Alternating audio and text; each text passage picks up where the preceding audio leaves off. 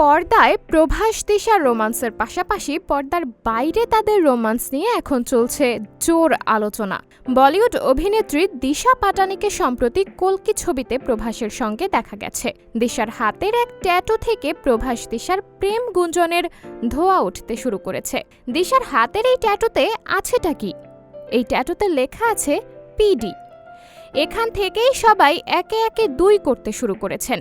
অনেকেই ধরে নিয়েছেন এই পি অক্ষরের পেছনে লুকিয়ে আছে প্রভাসের নাম, আর ডি অক্ষর মানে তার নিজের নাম দিশা। নাগ আশ্বিন পরিচালিত কল্কি এখন বক্স অফিসে ঝড় তুলেছে। প্রভাস, অমিতাভ বচ্চন, দীপিকা, কমল হাসান, দিশা পাটানি অভিনীত ছবিটি ভারত ও ভারতের বাইরে ভালো ব্যবসা করছে। সায়েন্স ফিকশন ধর্মী এই ছবিতে দিশার উপস্থিতি নেহাতি কম, কিন্তু স্বল্প উপস্থিতিতে এই অভিনেত্রী সবার নজর কেড়েছেন।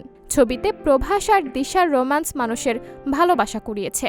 এদিকে দিশার এই ট্যাটুকে ঘিরে সামাজিক যোগাযোগ মাধ্যমে নানা মত দিতে শুরু করেছেন অনেকেই। কেউ যেমন ধরে নিয়েছেন পিডি মানে প্রভাস দিশা, আবার অনেকে মনে করছেন দিশা নিজের নাম দিশা পাটানি উল্টো করে লিখেছেন। এই বলিউড কন্যা নিজের ব্যক্তিগত জীবন নিয়ে হরহামেশাই আলোচনায় উঠে আসেন। এর আগে দিশার সঙ্গে বলিউড নায়ক টাইগার শ্রফের প্রেমের সম্পর্কের কথা শোনা গিয়েছিল। এমনকি টাইগারের পরিবার দিশাকে খোলা মনে স্বাগত জানিয়েছিল, কিন্তু কিছুদিন আগে তাদের বিচ্ছেদের খবর জানা যায়।